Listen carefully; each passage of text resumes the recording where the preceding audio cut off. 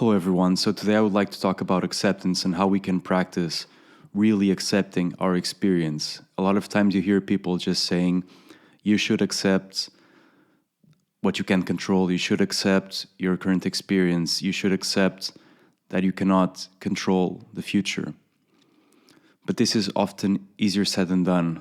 And for most of us, we don't really have a framework on how to cultivate acceptance because it's not just an act of passively accepting what is going on in our lives. And so I think there are two dimensions to acceptance. One of them is just embracing what is currently going on. And then the other aspect of acceptance is just letting go of what has happened and being able to have the flexibility and plasticity to embrace new experience. Because a lot of times we are not actually experiencing our present moment. We are just perceiving our current moment based on a filter that is clouded by our past experiences. And so I think one good way to start practicing acceptance is by actually feeling your body, feeling the resistance that is going through you. And often this resistance can be tension in the head, it can be some form of anxiety, it can be just when, for example, you're having a thought that is uncomfortable or that you have labeled as being bad, you just feel that there's this cognitive resistance that is not allowing you to fully perceive that thought or fully, even let go of that idea. And so actually centering your attention in the body is one of the best ways to start practicing acceptance. And oftentimes we can do this, for instance, through meditation. But something we need to be aware of when we are meditating or practicing acceptance in that manner is that, once again, we are not trying to get to a certain point. We are not trying to change our experience. And so a lot of times when we are meditating, we are actually trying to change our experience. We are meditating because we want to feel some sort of stress and anxiety relief. And this is not the goal, because if you focus too much on just letting go of a certain experience, you're actually going to increase the level of internal resistance.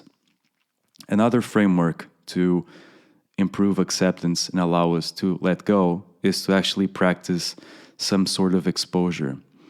And so what I mean by exposure is deliberately, intentionally putting yourself in the situation that you fear. I'm not saying putting yourself in a situation of danger, but putting yourself in a controlled environment where you can somehow play around with some of these ideas and themes that scare you. So for instance, if you are afraid of having some health issue, something you can do is just write a script detailing a story where you actually get ill and have that disease. And so exposure can be also a way for us to practice acceptance, because by exposing ourselves to our fears, oftentimes we can realize that we can tolerate far more anxiety and uncertainty than we would have believed that it was even possible. So this is also a pathway to practice acceptance, which is by, constructing scripts, watching content that you don't want to watch that will elicit some fear response, but being really intentional about this. It's not about, just ruminating and allowing yourself to get into these anxious thought loops. It's about really intentionally exposing yourself to stress. It's sort of kind of like the analogy, right, of going into a cold plunge. When you are going to a cold plunge, part of the benefit is that you are intentionally exposing yourself to a stress response in your body. It is completely different. The intention part really makes a difference, because it's different to expose yourself to a stressful situation when there is an intention or when there is not an intention. And so it's when you expose yourself intentionally, you are building up confidence, you're building up resilience, that you're actually seeking things that are uncomfortable. And so that's also a good way, a more cognitive way of practicing acceptance. Another way of doing this is by writing. And, there are various protocols and studies in regards to how writing actually helps a lot with emotional processing. And especially when it comes to trauma, there is a very famous study by Pennebaker and colleagues that includes a 15-minute protocol where you just write. You don't really pay attention to, the punctuation, structure.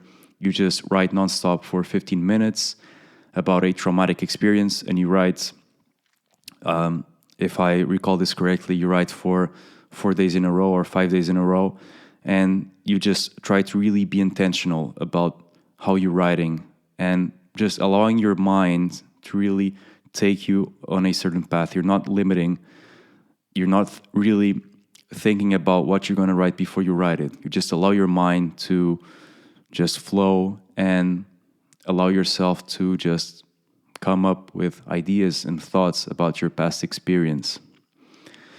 Through the process of writing, oftentimes we are able to question our assumptions about a certain experience. And this is often a way to really practice acceptance, because a lot of times we fail to accept that something has happened because we have this deep belief that we shouldn't accept that same event. We believe that there is something implicitly wrong with what has just happened.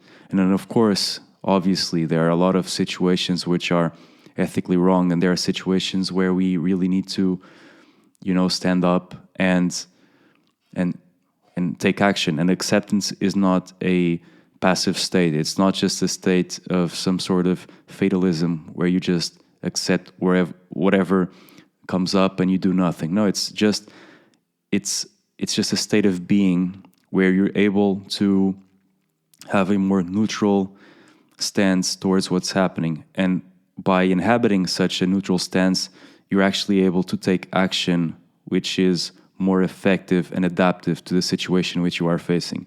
At least this is what happens when you truly practice acceptance. And so by questioning our assumptions, we are able to sort of understand why we are resisting that same event to start of. And a lot of times we don't really know why we are resisting a certain outcome. We have a lot of cognitive biases. This is fully well known in psychology.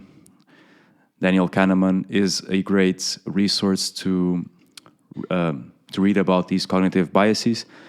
But oftentimes it's very important to ask the question, why? And why is a far more complicated question than we realize at the beginning, because you will soon realize that when you ask why, there's always another why behind it. And there's a causal cascade that follows behind this question, which sometimes it's what we need to actually change and shift our minds and shift our perceptions of a certain situation. So sometimes it's very important to ask why. It's often a good practice. And because a lot of times, just like I mentioned before, we are perceiving a certain situation based on how we felt about that situation when we first perceived it. So this is very common with trauma and anxiety, which is trauma often stems from childhood. And so a lot of times when we are faced with a similar form of event or situation that brought that trauma in the first place, we are perceiving it through the lens of a child. So the face of our anxiety is often the face of our younger self. And so it is important for us to find a way to update that model. And a way to do this is to really delve deep into why we are adopting a certain position in regards to a certain situation.